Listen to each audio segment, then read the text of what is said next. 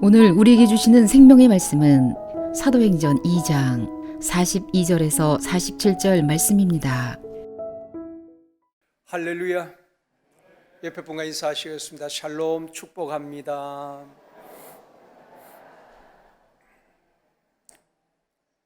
다시 한번요. 샬롬, 평안하세요.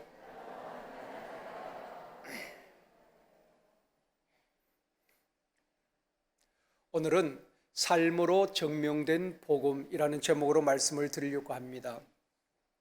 주님의 약속을 믿고 마가다락방에 모였던 120여 명이 전심으로 기도합니다. 오순절날 성령이 각 사람 위에 임하게 되어지고 성령 받은 그들은 성령의 말하게 하심을 따라서 다른 언어로 말하게 되어집니다. 당시에는 예루살렘에 각 나라에서 모인 사람들이 있었습니다. 메데와 바사, 갑바도기아, 또 아시아, 멀리 로마에서 온 사람도 있었고요. 각 나라에서 온 사람들이 각기 다른 언어를 사용했겠지요.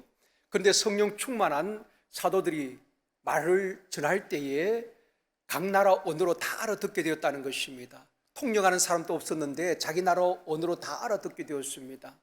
모든 사람들이 놀라고 소동이 일어나게 된 것입니다. 그때 성령 충만한 베드로가 예수님의 십자가 부활에 대해서 설교하는데 듣는 무리들이 마음에 찔림을 받습니다. 그리고 가슴을 치면서 형제들아 우리가 어찌할꼬. 그때 베드로가 말합니다. 사도행전 2장 38절 말씀입니다. 같이 읽겠습니다. 베드로가 이르되 너희가 회개하여 각각 예수 그리스도의 이름으로 세례를 받고 죄 사함을 받으라. 그리하면 성령의 선물을 받으리니. 그들을 향해서 베드로가 너희들이 회개하고 세례를 받으라. 그리고 죄 사함을 받으면 성령을 선물로 받게 될 것이다. 그때 많은 사람들이 회개를 하고 세례를 받고 그날에 예수를 믿은 사람이 3,000명이나 되었다고 말씀하고 있습니다. 어떤 사람에게 성령을 부어주실까요? 성경에 보면은 회개하는 심령에 성령을 부어주셨습니다. 올해는 우리 교단은 아니지만 감리교회에서는 하디 선교사 영적 각성 120주년 기념의 해로 감리교회에서는 지키고 있습니다. 한국 교회사를 보면은 로버트 하디 선교사가 우리 한국에 많은 영향을 주었습니다. 1903년 원산 대부흥, 또 1907년에 있었던 평양 대부흥 등 한국 부흥 운동의 불씨가 되었고 시발점이 되었던 분이 바로 하디 선교사입니다.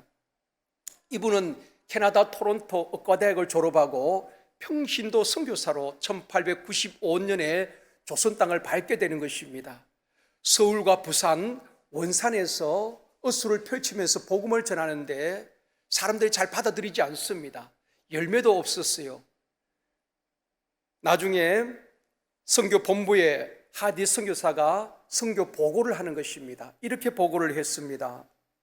조선 사람들은 무지하고 고집도 세고 마음이 굳어 있어 복음을 받아들이지 않습니다. 조선 땅은 산도 많고 길도 험하고 선교하기에 참 어려움이 많이 있습니다. 좀 부정적인 보고를 하게 되는 것입니다. 그런데 1903년 8월에 원산에서 선교사, 외국에서 온 선교사 가족 7가정이 여름 수련을 하는 것입니다. 그런데 그때의 성령의 강력한 임재를 하디 선교사가 경험하게 되는 것입니다. 여러분, 성령 충만하지 못해도 선교 나갈 수 있습니다. 성령 받지 못해도 목사 안수 받을 수 있습니다. 문제는 성령 충만하지 못하면 사역에 열매가 없다는 것입니다. 또 사역하면서도 불평하게 되는 것입니다. 하디 선교사가 그랬던 것입니다. 처음 사랑을 가지고 왔지만은 성령을 제대로 경험하지 못했던 것입니다. 선교 열매도 없었습니다. 그러니까 산도 많고 길도 험하고 조선 사람들은 무지하고 고집이 세고 복음을 받아들이지 않습니다. 부정적인 보고를 했던 것입니다. 그런데 그 8월 달에 수련회에서 강력한 성령의 임재를 경험하고 하디 선교사는 철저하게 회개하게 되는 것입니다. 그동안 조선인들을 무시하고 고집이 세다고 멸시하던 자신의 교만함이 선교의 걸림돌이 됐다는 것을 깨닫게 되어지고 철저하게 회개를 합니다. 그때 또다시 성령의 강력한 임재를 경험하고 이 하디 선교사는 진정으로 조선 사람을 사랑하게 되는 것입니다. 그리고 선교 열매를 맺게 되는 것입니다. 하디 선교사가 회개하고 성령 받고 변화되어지니까 이 한반도 전역에 회개 운동과 성령의 바람이 불게 된 것입니다. 사랑하는 성도 여러분, 성령 받으면 미워하던 사람을 용서하고 사랑할 수가 있는 것입니다. 우리의 힘으로 잘 되는 것이 아닙니다. 여러분, 설교를 얼마나 많이 듣습니까? 원수까지 용서하십시오. 서로 사랑하십시오. 이것이 하나님의 뜻입니다. 몰라서 행하지 못하는 것이 아닙니다. 수없이 설교를 들었지만은 여러분의 상처 준 사람, 여러분에게 해를 입힌 사람 용서가 잘 됩니까? 용서한 것 같은데 문득문득 그 사람 생각하면은 분노가 일어날 때 있지 않습니까? 내 힘으로 잘 용서가 되지 않는다는 것입니다. 성령 충만할 때에 진정으로 용서하고 사랑할 수 있다는 것입니다. 하디 선교사가 그랬던 것이지요. 우리가 성령 받으면은 옛사람을 벗어버리고 새 사람을 입게 되는 것입니다. 성령 받을 때에 육의 사람이 변하여 영의 사람이 되어지는 것입니다. 사랑하는 성도 여러분, 우리 모두가 성령으로 충만하고 우리 자신들이 먼저 변화되어지고 사역에 풍성한 열매를 맺는 저와 여러분이 되어지기를 주님의 이름으로 축원합니다. 오순절 성령이 임하게 되므로 신약의 교회가 탄생하게 되는 것입니다. 회개하고 세례받은 사람들 3,000여 명이 교회로 몰려오게 되는 것입니다. 그들은 다 새신자죠. 새가족입니다. 복음을 듣고 회개하고 세례받고 예수를 믿었으니까 새가족이지요. 한꺼번에 밀려오는 성도들을 어떻게 초대교회에서는 양육하고 훈련하고 일꾼을 세웠는가, 오늘 본문에서 우리에게 보여주고 있습니다. 첫 번째로 초대교회 성도들의 영적 성장입니다. 여러분, 우리는 모두가 영적 성장에 대한 갈급함이 있습니다. 저도 마찬가지입니다. 좀 더 영적으로 성장했으면 좋겠다, 좀 더 영적인 목사가 되었으면 좋겠다, 제 안에 늘 그런 갈급함이 있습니다. 아마 여러분도 그럴 겁니다. 지금보다 좀 더 영적으로 성장하고 충만했으면 좋겠다는 그런 갈급함이 있지 않습니까? 한꺼번에 3,000명씩 밀려오면은 교회는 혼란하고 무질서합니다. 생각해 보십시오. 우리 교회 3,000명이 막 새가족들이 몰려온다고 생각해 보십시오. 어떻게 감당할 수 있겠습니까? 또 교회 나온다고 영적으로 금방 성장하는 것도 아니지 않습니까? 사도들이 초대교회 성도들을 어떻게 양육하고 어떻게 성장시켜 갔는가, 오늘 우리들에게 말씀해 주고 있습니다. 먼저 42절에 보면은 그들이 사도의 가르침을 받았다. 여러분, 교회만 다닌다고 예배만 드린다고 영적으로 성장하는 것 아닙니다. 사도들의 가르침을 받았다는 것입니다. 사도들이 뭘 가르쳤겠습니까? 예수님의 제자들은 예수님을 따라다니면서 주님의 모든 사역을 보고 듣고 배웠습니다. 귀신을 쫓아내고 병든 자를 치유하고 복음을 전하고 전도하고 섬김의 모든 본을 주님이 보여주셨고, 제자들은 3년 이상 주님을 따라다니면서 보고 듣고 배웠습니다. 주님의 말씀을 들은 말씀을 또 가르친 것입니다. 그렇게 사도들의 가르침을 받고 또 성도들은 배우게 된 것입니다. 교회마다 다양한 프로그램으로 성도들의 영적 성장을 돕고 있습니다. 우리 교회도 보면은 새가족이 등록하게 되면은 4주 동안 새가족반에서 양육을 합니다. 그리고 4주가 마치면 저와 만나게 되어지고 또 샘터로 지역으로 보내게 됩니다. 또 샘터에서 계속 성장을 시키게 되지요. 이렇게 믿음의 성장을 돕고 있습니다. 디모데후서 3장 14절에 보면 이렇게 말씀합니다. 너는 배우고 확신한 일에 거하라. 사도 바울이 제자 디모데에게 하는 이야기지요. 디모데야, 너는 계속 배우고 그리고 확신한 일에 거하고 또 다른 사람을 가르치고 세우라고 말하고 있는 것입니다. 여러분, 성도는 죽을 때까지 배워야 되는 것입니다. 배우는 것을 두려워해서는 안 되는 것입니다. 목사도 배워야 하는 것입니다. 끊임없이 배우고 그리고 성장해야 되는 것입니다. 장로님들도 끊임없이 배우고 성장해야 되는 것입니다. 권사님들도 마찬가지입니다. 샘터장님들도 배워야 하는 것입니다. 옛날 어른들이 그런 말씀하셨죠. 배워서 남주나 그랬습니다. 특히 공부 안 할 때에 배워서 남주나 제발 좀 공부하라고. 너가 공부하면 다 너에게 유익하다는 말이지요. 근데 우리 성도들은 다릅니다. 남주기 위해서 배워야 되는 것입니다. 내가 배우고 성장해야지 다른 사람을 가르치고 또 성장시킬 수가 있는 것입니다. 교사들이 배워야지 학생들을 또 가르칠 수 있는 것 아니겠습니까? 샘터장들이 배우고 성장해야지 샘터 가족들을 성장시킬 수가 있는 것입니다. 그런 의미에서 우리는 끊임없이 배우고 또 다른 사람을 세우고 유익되게 해야 하는 것입니다. 지난주에 국민일보의 기사를 보고 제가 감동을 받은 내용이 있습니다. 이런 제목이었습니다. 92세 만학도 할머니 국내 최고령 박사되다. 제가 이 기사를 읽으면서 참 도전이 되었는데요. 이분은 원래 92살 이상숙 할머니인데 이분은 배움에 대한 열정이 남달랐어요. 그래서 87살에 석사 학위를 받고 그리고 또 박사에 도전한 것입니다. 3년 만에 원래 박사 학위를 받았다는 것입니다. 92세 만학도 할머니. 우리는 이렇게 생각할 수가 있습니다. 90 넘은 할머니가 노망이 들었지 무슨 공부를 하고 박사 학위를 받아 박사 학위 받는다고 교수 될 것도 아니고 그렇게 생각할 수도 있습니다. 그런데 이 할머니는 달랐어요.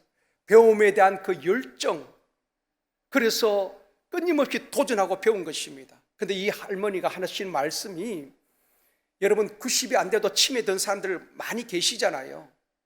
그래서 자식도 못 알아보는 그런 분들도 있는데 이 할머니는 계속해서 공부하고 배우고 새로운 정보를 입력하다 보니까 뇌가 계속 활동을 하는 것입니다. 그래도 젊은이지 못지않게 지금 기억력도 있고 건강하고, 그러니까 자신을 위해서 배운다는 것입니다. 끊임없이 도전하고 배우는 이 92세의 이상숙 그리스도인입니다. 믿는 분인데 이분의 도전 정신에 정말 박수를 보낼 만하다 생각이 되어졌습니다. 사랑하는 성도 여러분, 초대교회 성도들은 예수 믿는 것으로 만족한 것이 아니라 사도들의 가르침을 받고 영적으로 성장했다는 것입니다. 우리 모두가 배우고 또 가르칠 수 있는 우리 모두가 되어지기를 원합니다. 두 번째는 42절에 계속해서 보면은 서로 교제하고 떡을 떼며, 교제는 헬라어로 코이노니아입니다. 영어로는 펠로십이라 그러죠. 떡을 뗐다는 것은 성찬식을 말하는 것입니다. 성도의 교제가 굉장히 중요합니다. 여러분, 우리가 예배만 통해서 믿음이 자라는 것 아닙니다. 성경 공부한다고 믿음 자라는 것은 아닙니다. 성도의 교제를 통하여서 서로 돌보고 서로 격려하고 서로를 세워주고 그러면서 같이 성장하는 것입니다. 교제는 단순한 친교가 아닙니다. 여기서 교제는 떡을 떼며 교제했다는 것은 성찬식을 통해서 예수님의 고난과 부활을 기억하고 은혜를 나누었다는 것입니다. 빌립보서 3장 10절 말씀입니다. 같이 읽겠습니다. 내가 그리스도와 그 부활의 권능과 그 고난에 참여함을 알고자 하여 그의 죽으심을 본받아. 그 부활의 권능과 그 고난에 참여함, 참여를 코이노니아라고 말하는 것입니다. 교제라는 것입니다. 그러니까 그 공동체에서 함께 참여하는 것입니다. 샘터 모임에 함께 참여하는 것입니다. 남녀 전도에 함께 참여하는 것입니다. 그것이 코이노니아인 것입니다. 참여해서 뭘 나눕니까? 주님이 십자가에 죽으시고 부활하심으로 인생의 우리 인생의 모든 문제를 해결해 주셨습니다. 죄와 사망, 저주와 모든 가난의 문제 주님이 십자가에서 다 해결해 주셨고 부활하셨습니다. 이 은혜의 복음을, 은혜의 간정을 나누고 서로 위로하고 격려하면서 교제하는 것을 코이노니아라고 말하는 것입니다. 우리가 샘터 모임이나 교사 모임이나 또 남녀 전도의 모임이나 소그룹 모임에 통하여서 이런 코이노니아, 그 친교가 이루어지기를 원합니다. 그 교제를 통해서 서로를 세워가고 영적으로 성장해 가는 것입니다. 성도들이 함께하고 서로 교제하는 것이 얼마나 중요한지 모릅니다. 우리는 외딴 섬에서 있는 것처럼 혼자 무인도에서 신앙생활을 하는 것 아닙니다. 함께 더불어서 서로의 부족함을 채우고 돌보도록 하나님께서 교회 공동체를 주신 것입니다. 동물의 왕국에 보면은 사자가 먹이를 찾으려고 그 주변을 맴돕니다. 항상 동물들은 무리를 지어서 움직입니다. 또 약한 동물일수록 무리를 지어서 움직이거든요. 근데 보면은 꼭 무리에서 이탈한 동물들이 있습니다. 얼룩말이라든지 그 무리에서 이탈한, 혼자서 떨어져 있는 것입니다. 사자는 그들에게 접근하는 것입니다. 서서히 접근해서 무리와 멀어질수록 어느 정도 거리가 멀어지면은 사자는 소원사같이 달려가서 먹이를 낚아채는 것입니다. 표적이 되는 것이지요. 성도들은 그 공동체 안에서 함께 교제하며 신앙생활에서 참 중요한 것입니다. 성도의 아름다운 교제가 있는 우리 제일성도교회가 되어지기를 주님의 이름으로 축원합니다. 또 세 번째는 42절에 계속해서 보면은 오로지 기도에 힘쓰니라. 성령을 사모하며 기도했던 성도들, 또 복음을 듣고 회개하고 성령을 받은 성도들은 끊임없이 기도에 힘썼다는 것입니다. 여러분, 1년 전에 받은 은혜를 오늘 유지할 수가 없습니다. 전에 받은 성령을 오늘까지 유의하지 않습니다. 오늘에 필요한 은혜가 우리에게 있어야 되는 것입니다. 그래서 광야에서 하나님께서 열흘치 양식 주지 않았습니다. 그날 일용할 양식을 매일매일 주신 것입니다. 우리가 주기도문에서 뭐라고 기도합니까? 오늘의 일용할 양식을 구하라 그랬지 않습니까? 오늘 필요한 영적 힘을 얻어야 되는 것입니다. 그 힘을 어떻게 얻겠습니까?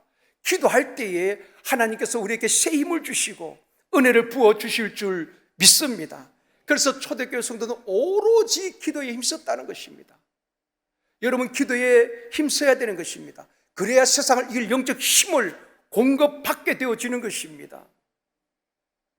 한국교회가 다시 기도 운동이 일어나기를 원합니다.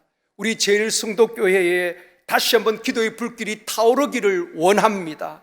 샘터마다 교사와 청년들 모든 기관에 다시 한번 기도 운동이 일어나기를 주님의 이름으로 축원합니다.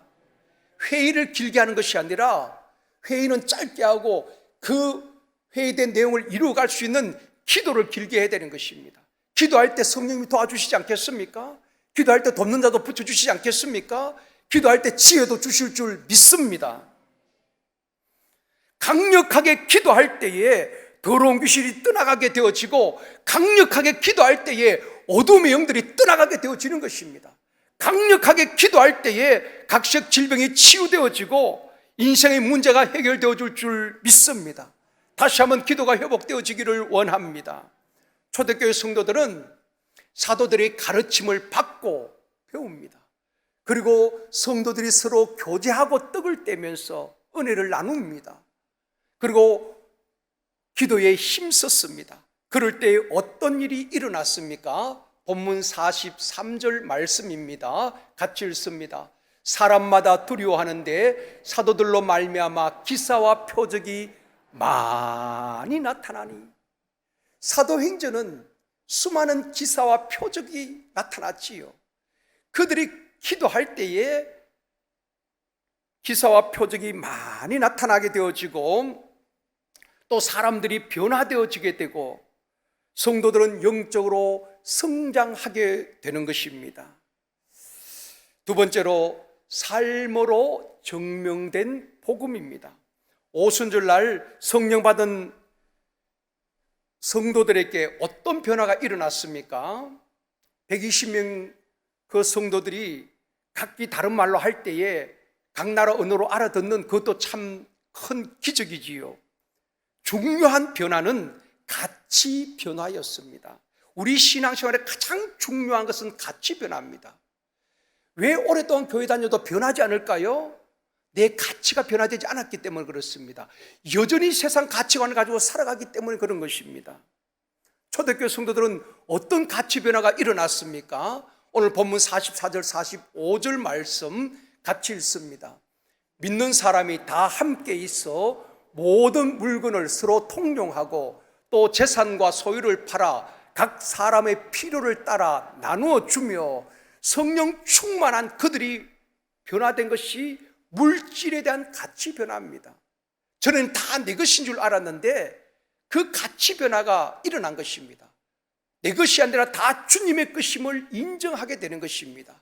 그래서 믿는 사람들이 서로 통용합니다. 재산과 소유가 많은 사람들 그것을 팔아서 필요한 사람, 가난한 사람들에게 나누어 주게 되는 것입니다. 사도행전 4장 32절에서도 말씀합니다. 같이 읽습니다. 믿는 무리가 한 마음과 한 뜻이 되어 모든 물건을 서로 통용하고 자기 재물을 조금이라도 자기 것이라 하는 이가 하나도 없더라. 어떤 이런 일이 일어날 수 있겠습니까? 믿는 무리가 서로 물건만 통용하는 것이 아니라 자기 재물을 조금이라도 자기 것이라고 주장하는 사람이 없었다는 것입니다. 이런 놀라운 변화가 초대교회에 일어난 것입니다. 사람이 물질에 대한 애착이 얼마나 강한지 모릅니다. 물질에 대한 욕심이 사람마다 다 있습니다. 더 가지고 싶고 더 많이 소유하고 싶고 누구에게나 물질에 대한 소유욕이 있습니다. 그런데 초대교회 성령 충만한 이들은 모든 물질의 주인은 하나님이시란 것입니다. 우리는 그 물질을 관리하는 청직이란 것입니다. 이런 놀라운 가치 변화가 일어난 것입니다. 우리는 그렇게 생각합니다. 내 것을 하나님께 드린다고 생각합니다. 그런데 따지고 보면은 우리가 이 땅에 올 때에 다 빈손으로 왔잖아요. 알몸으로 온 인생 아니겠습니까? 또 빈손으로 가는 겁니다. 어떻게 보면 하나님께서 다 주신 것을 우리가 누리고 있는 것입니다. 생명을 주셨고 가정을 주셨고 가족을 주셨고 자녀를 주셨고 일터를 주셨고 어찌면은 하나님께서 다 주신 것을 우리가 누리고 있는 것입니다. 또 우리가 이 세상 떠날 때는 다 두고 가야 하는 것 아니겠습니까? 다 알고 있지만은 우리의 욕심이 더 많은 것을 소유하려고 하는 것입니다. 우리가 신앙생활을 하면서 이 욕심을 내려놓는다는 것이 참 쉽지가 않습니다. 그런데 초대교회 성도들이 성령 충만을 받았을 때에 이 물질에 대한 가치관이 완전히 바뀌어버린 것입니다. 그러니까 자기 소유와 재산을 팔아서 가난한 사람을 나눠줄 수 있었던 것입니다. 다윗은 역대상 29장 14절에서 이렇게 고백합니다. 같이 읽겠습니다. 나와 내 백성이 무엇이기에 이처럼 즐거운 마음으로 드릴 힘이 있었나이까? 모든 것이 주께로 말미암아 사오니 우리가 주의 손에서 받은 것으로 주께 드렸을 뿐이니이다. 이것을 언제 고백했는가 하면은 다윗이 성전을 건축하기 위해서 온 백성들에게 예물을 드리게 한 것입니다. 그때의 모든 백성들이 인색한 마음이 아니라 즐거운 마음으로 하나님 앞에 드리는 겁니다. 그때 다윗이 그렇게 고백합니다. 모든 것이 주께로 말미암아 싸우니 우리가 주의 손에서 받은 것으로 주님께 드렸다는 것입니다. 우리의 것을 주님께 드렸습니다. 그렇게 고백하는 것이 아닙니다. 주님이 우리에게 주신 그것을 우리가 주인 되신 주님께 드렸을 뿐입니다. 이것이 다윗의 고백이었습니다. 우리는 내 것이라고 하지만은 다 두고 가야 할 인생 아니겠습니까? 우리 주님께서 어리석은 부자 비유를 하시면서 이런 말씀을 하셨습니다. 한 부자가 가을에 소출이 풍성하였습니다. 뭐라고 말합니까? 곡간이 적으니까 곡간을 헐고 곡간을 더 크게 짓고 열에 쓸 물건을 쌓아두고 내가 먹고 마시고 즐길 것이다. 그때 우리 하나님께서 하신 말씀이 있습니다. 누가복음 12장 20절 말씀입니다. 같이 읽겠습니다. 하나님은 이러시되 어리석은 자여 오늘 밤에 내 영혼을 도로 찾으리니 그러면 내 준비한 것이 누구의 것이 되겠느냐 하셨으니, 열에 쓸 물건을 쌓아두고 먹고 마시고 즐기자고 말하는 그 사람을 향하여서 어리석은 자여 오늘 밤에 내 영혼을 내가 도로 찾는다면은 너의 쌓아놓은 것이 누구의 것이 되겠는가?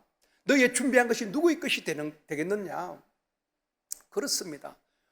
내가 죽으면은 내 집도 건물도 주인은 바뀌는 것입니다. 우리가 이 땅에 하나님 주신 것을 하나님의 뜻대로 잘 선용하는 지혜가 있어야 하는 것입니다. 하나님께서 우리에게 주신 것이 얼마나 많이 있습니까? 생명도, 건강도, 물질도, 시간도 하나님 앞에 잘 선용하는 지혜가 있기를 원합니다. 엊그저께 전에 섬기던 교회 집사님 전화를 제가 받았습니다. 오랜만에 전화 통화를 했는데 그분은 63빌딩 그 식당에서 전문 요리사로 근무했던 분입니다. 참 성실했던 분입니다. 식당 일을 하면은 일을 마치고 정리하고 집에 오면 밤 11시, 12시가 됩니다. 그런데도 항상 새벽 예배를 빠지지 않았습니다. 거의 1년 365일 명절 때도 빠지지 않고 새벽에 나올 만큼 새벽 기도에 목숨을 건 집사님이셨습니다. 그분은 한 번도 목사님 안 돼요, 못합니다 그렇게 말한 적도 없었습니다. 참 충성된 일꾼이었고 신실한 동력자였습니다. 2년 전에 방광암으로 수술하기 전에 그때 전화를 하셔서 목사님 제가 이렇게 수술을 하는데 기도해 주십시오. 그렇게 그때 전화를 받고 기도하고 또 시간이 지나면서 저도 잊어버렸죠. 2년 만에 엊그저께 전화가 온 것입니다. 금방이라도 숨이 넘어갈 것처럼 그 그친 숨을 몰아쉬면서 헐떡이면서 목사님 하고 펑펑 우는 겁니다. 제가 깜짝 놀라서 집사님 왜 그래? 그랬더니만 이제 이야기를 하는 거예요. 그때 수술을 받고 좀 회복이 되었는데 한 달 전에 다시 정밀 검사를 하니까 간으로 전이가 되어서 다시 수술을 받았다는 것입니다. 그런데 한 달째 음식을 먹으면 울렁거려서 음식을 먹지 못하고 한 달 동안 음식을 제대로 못 먹은 겁니다. 그리고 모든 장 기능이 회복이 되지 않아서 너무 힘들다는 것입니다. 숨을 몰아쉬면서 목사님 기도해 주세요. 제가 느끼면은 죽음의 공포와 두려움을 느끼고 있는 것 같았어요. 그래서 전화하면서 저도 울고 그 집사님도 울면서 기도를 해드렸습니다. 그래서 저도 마음이 편치가 않았어요. 정말 사람이 인생이 별것 아니구나. 그렇게 참 건강했던 분인데 그렇게 한번 쓰러지고 나니까 회복하기가 그렇게 힘이 드는구나. 그러면서 집사님, 생명은 하나님 손에 있는 겁니다. 끝까지 포기하지 마시고 낙심하지 마시고 하나님이 세임 주실 것입니다. 같이 기도합시다. 위로하고 전화를 끊었습니다. 여러분, 우리에게 생명이 있으면 얼마나 감사합니까? 우리는 하나님이 주신 것을 잊고 살 때가 얼마나 많은지 모릅니다. 욕심 때문에 더 가지지 못한 것에 대한 부족함을 느끼면서 하나님을 원망할 때가 얼마나 많은지 모릅니다. 내게 있는 것을 감사할 줄 아는 저와 여러분이 되어지기를 원합니다. 오늘도 건강한 몸으로 와서 예배 드릴 수 있다는 것 얼마나 감사합니까? 우리 자녀들이 홍기를 놓치고 지금 취업이 좀 늦어진다 할지라도 건강한 것 감사할 수 있기를 원합니다. 여러분, 병원에 가면 소아병동에 가보십시오. 어린 아이들도 희귀병으로 고생하는 아이들이 얼마나 많이 있습니까? 우리 손주들이 건강에 자라는 것 보면서 축복하고 감사할 수 있기를 원합니다. 초대교회 성도들이 변화된 삶을 보고 당시 세상 사람들은 신선한 충격과 도전을 받은 것입니다. 호주 신학자 마이클 프로스트라는 사람이 쓴 책이 있는데, 세상을 놀라게 하라. 세상을 놀라게 하라. 초대교회 성도들은 그 세상, 그 시대를 완전히 놀라게 한 것입니다. 초대교회 성도들이 사회의 각 분야에 스며들어 궁금증을 유발한 삶을 살았다는 것입니다. 120명 거의 갈릴리 주변의 사람들 아니겠습니까? 그리고 예루살렘에서 오순절 성령 임할 때에 많은 사람들이 회개하고 예수께로 돌아오게 되는 것입니다. 그 예수 믿는 사람들이 사회의 각 분야에 녹아 들어가게 되는 것입니다. 그럴 때 많은 믿지 않는 사람들이 궁금해하는 것입니다. 그들이 유무상통하지요. 또 재산과 소유를 팔아서 가난한 사람들 나누어 줍니다. 세상 사람 볼 때는 이해가 안 되는 것입니다. 도대체 저 사람들이 어떤 사람이기에 자신들이 재산을 팔아서, 소유를 팔아서 어려운 사람, 가난한 사람에 나눠줄 수 있단 말인가? 저 사람들은 도대체 뭐 하는 사람이냐? 무엇이 저들로 하여금 저런 삶을 살게 하는가? 당시에 믿지 않는 사람들이 궁금증을 갖게 된 것입니다. 그래서 세상을 놀라게 하라, 그 책에 보면 그런 내용이 나온다 이 말입니다. 초대교회 성도들은 이처럼 아름다운 공동체였습니다. 하나님 주신 것을 가지고 서로 나누고 베풀고 더불어 함께 살아가는 아름다운 공동체였습니다. 초대교회 성도들이 이런 삶을 보면서 당시에 많은 사람들이 이렇게 질문을 하는 것입니다. 그 책에 보면 이렇게 나옵니다. 당신들이 믿는 예수 그리스도가 도대체 어떤 사람이기에 당신들은 우리와 다른 삶을 살아갑니까? 그런 질문을 합니다. 그때 초대 교회 성도들은 이렇게 대답을 합니다. 우리는 그리스도인으로서 예수 그리스도를 본받아 사는 사람들입니다. 그렇게 대답하는 거예요. 이름만 예수 믿는 사람이 아니라 주일날 교회 온 것 외에는 직장생활, 가정생활, 사회생활, 믿지 않는 자와 전혀 다름이 없는 그런 삶이 아니라 우리가 예수 그리스도를 본받아 살아가는, 세상 사람들과 구별된 삶을 살아가는 그들의 삶이 많은 사람들에게 도전과 감동을 주었다는 것입니다. 초대교회 성도들은 말로만 복음을 전하는 것이 아니라 그들의 삶으로, 변화된 삶으로 복음을 증명해 냈던 것입니다. 오늘날 이 시대에 왜 예수 믿는 사람들이 욕을 먹습니까? 왜 기독교를 개독교라고 비난을 당합니까? 우리의 삶을 좀 돌아봐야 되는 것입니다. 직장 생활에서 똑같이 이기적인 삶이 아니라 우리가 뭔가 다른 삶을 살아갈 때에 세상 사람들은 감동받는 것 아니겠습니까? 화려한 건물을 보고 세상 사람들 감동받는 것 아닙니다. 여러분 11조 하는 것 감동받는 것 아니에요. 우리가 새벽마다 기도한다고 세상 사람들 박수 보내는 것 아닙니다. 오히려 미쳤다고 말합니다. 우리의 변화된 삶, 그들과 다른 삶, 이기적인 삶이 아니라 이타적인 삶을 살고 직장에서 내가 희생하고 내가 양보하고 손해볼 줄 알 때에 정말 예수 믿는 사람은 우리와는 다른 삶을 사는 사람들이구나. 사람들이 궁금해하는 것입니다. 그들에게 감동을 주는 거예요. 이것이 삶으로 복음을 증명하는 것입니다.